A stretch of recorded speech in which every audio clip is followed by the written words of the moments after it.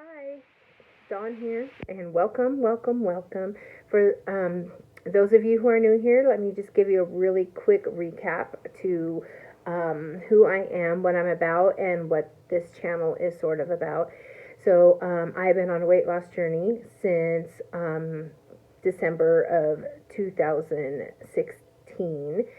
And from 2016 to January of 2019, I lost 130 pounds doing a low carb diet. Um, I went off of the low carb diet to go on a vacation, and then I came back, and it just never started again. No matter what I did exactly the same thing. I started tweaking it even more and more and more, and just nothing would happen. And since July of 2019 to now, I gained back 50 pounds through no fault of my own because I never gave up. I continued to diet. I joined Weight Watchers. I did Optavia. You can see that a few videos down. Optavia, I did have success with it, but as soon as I went off it, it was the weight came right back on. It was not anything that was sustainable, and it's not like I started eating all crazy. Um, the reason for my weight gain is kind of unsure. I'm sure there's bad choices here and there, but not enough to merit a 50-pound gain in 2 years. I believe most of it has to do with my hormones and the fact that I am a woman of age, so menopause came. And once the menopause was like officially there, then it just like weight loss just stopped. So, um, so with that being said, um, I decided that I am going to have weight loss surgery.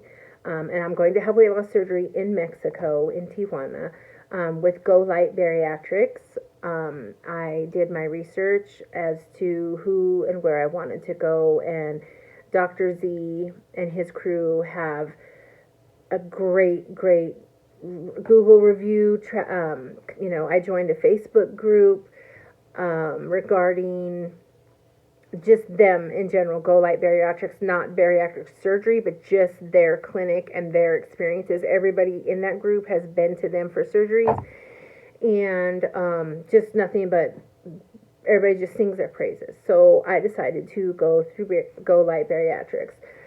Um, Before I give a really quick timeline of how quick it can happen and what's going on, I'm just going to tell a little bit what made me decide to have weight loss surgery. So when I was doing my low carb, when I first started, I was type 2 diabetic. Um, it was controlled with medication for the most part, and diet, but mostly medication.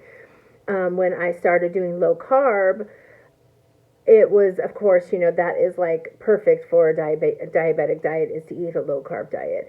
So my medicine, I no longer needed the medication, and so that was great. Well, then my labs and stayed down for so long that my doctor said that I was no longer diabetic, and I was not even pre-diabetic anymore. Like, I reversed my diabetes by my diet and exercise. Like, I was in the gym all the time. Like I said, my low carb way of eating, and that was really, really great.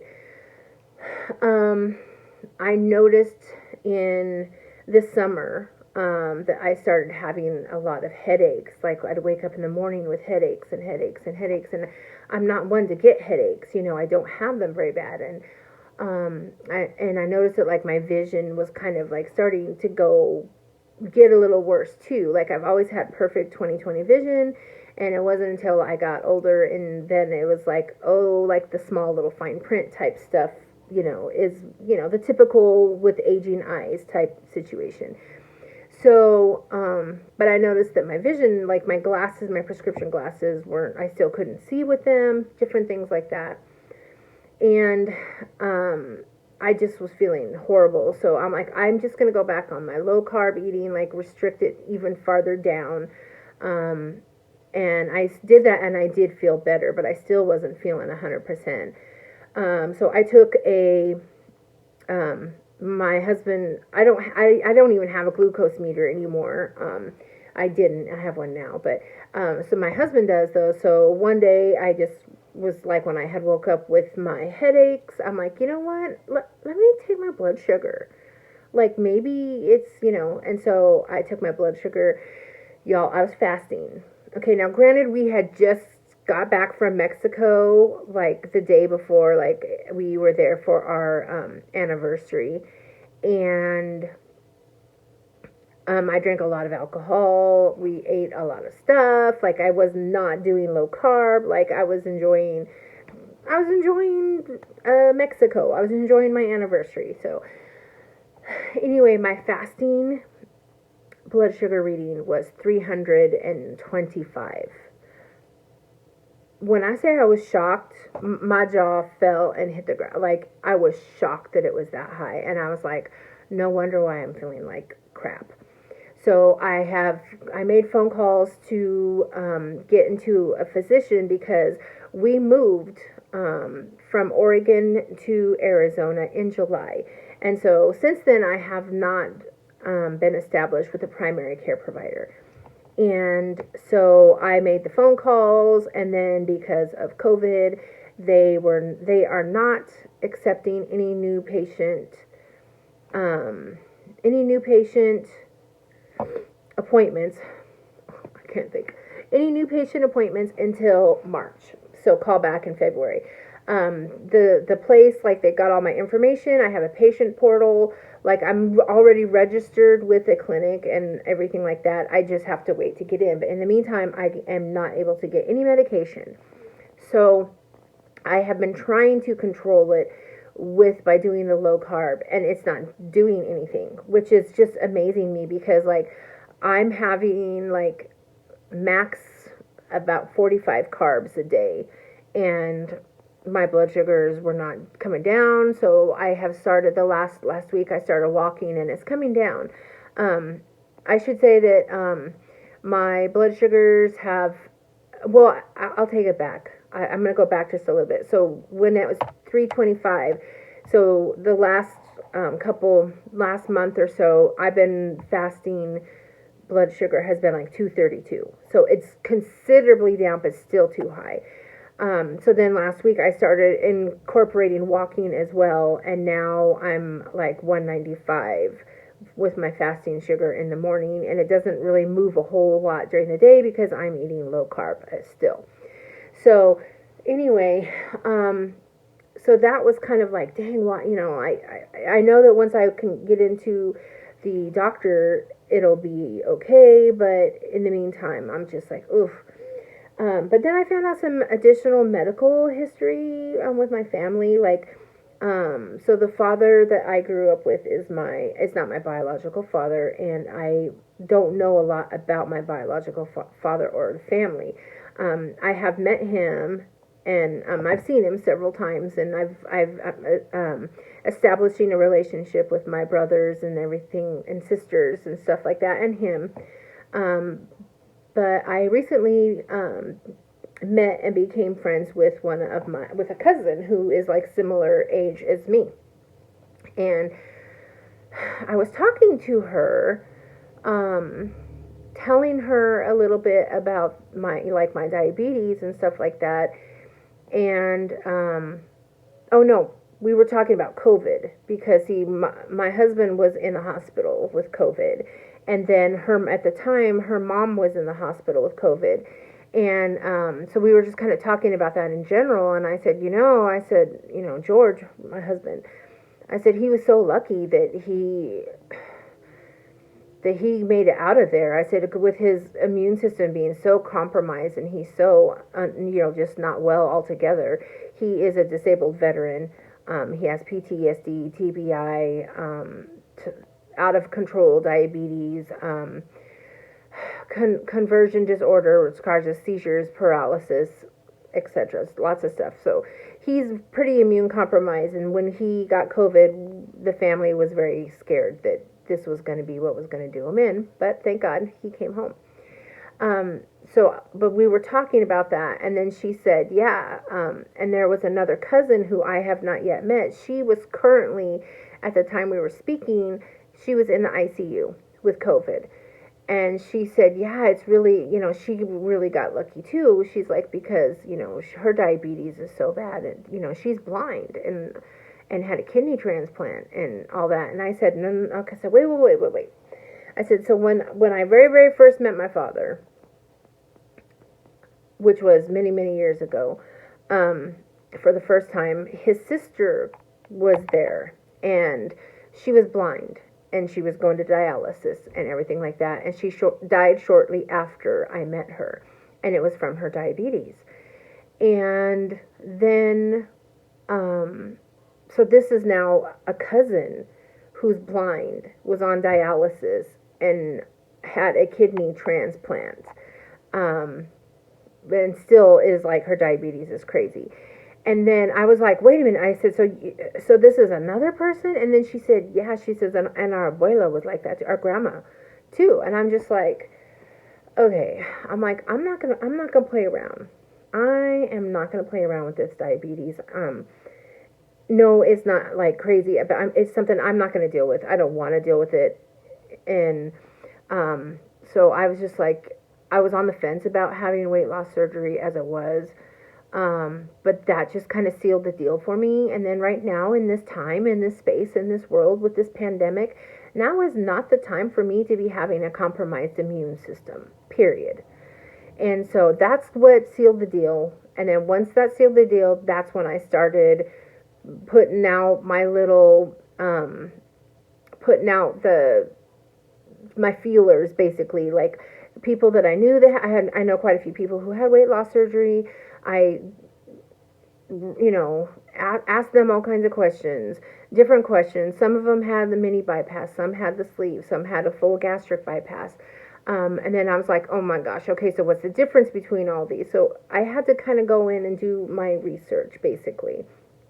So, but a friend of mine, she had gone to Go Light Bariatrics. She lives here in Arizona as well. And I was like, okay, I'm going to check them out. And I just was like, I was sold.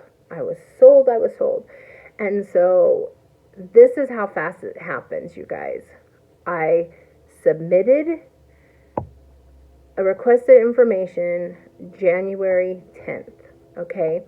January 11th, a patient coordinator, she contacted me by text message, email, and phone call and said, I'm your patient coordinator. I am here at your disposal. I'm going to send you all this information. And so she sent me a 10 PDFs, and it has everything that you want to know. It has what your pre-op diet is supposed to be, what your post-op diet is going to look like, what the payment cost is, how they do their travel, what their COVID protocol is, what the vitamins are supposed to be. Oh my gosh, what else? But yeah, like that type of stuff, like everything's on there. And then on that there is a health questionnaire. You fill out that health questionnaire. It's a really, really simple thing. You fill it out and you send it back. And as soon as you send it back, like, I was really eager, so I got mine on the 11th. I sent it right back. She called me like on the 13th and said, okay, we are going to schedule you a consultation with a doctor. With the doctor, you can have a Zoom call, a cell phone call, or a WhatsApp video chat or video. I chose just for a regular phone call. I wasn't really wanting to do a video, anything at that time. So I had my consultation with the doctor January 18th. It lasted about a half hour. They were really, really nice. They asked me additional questions about my health, what you weigh, things like that. And then they asked, do you have any questions? And I had like 7 questions that I had, and that I asked her, and she answered them great. And she said, okay, I have all your information. She says, your patient coordinator will be contacting you again in 24 to 48 hours. And I said, perfect, okay. So on the 21st, my patient coordinator called me to let me know that I was approved for the sleeve and said that the doctor wanted me to do 8 weeks of a pre-op diet. And then said, so you can have your surgery as soon as this date. Do you want it this date or do you want it later? When do you want your surgery? And I said as soon as possible. So on the 21st of January was when I was approved, and they scheduled my sleeve for March 21st.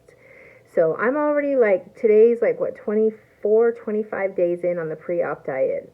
So I'm going to talk about what the pre-op diet is and everything like that as well, but I'm going to do that in a different video. So anyway, this was just my weight loss announcement and how it, not weight loss surgery announcement, and basically kind of how it all went down. So anyway, I'm going to go ahead and close this out. If anybody has any questions, please feel free to reach out.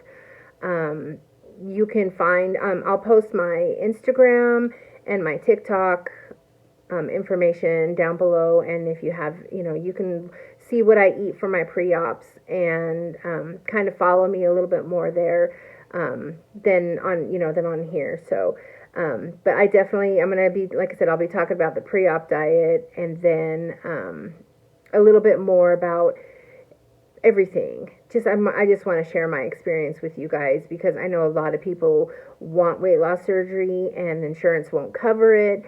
And like, that's my situation. Insurance won't cover it. And then Mexico, the price is just so much less than in the States. And,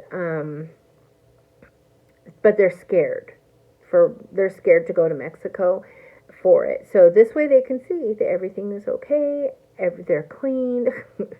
You're not going to get kidnapped by the cartel. Like, y'all, so I'm in a Facebook group, like I said, and the questions that they ask about that, like they're in there just like, my mom's afraid I'm going to get kidnapped. She's scared of me going, and how much money do I need in case I need to bribe somebody? And it's kind of like, y'all need to get out more. So, but anyway, I'm going to go ahead and conclude this video for now. And you guys all take care, and I will see you again. And thank you so much for watching.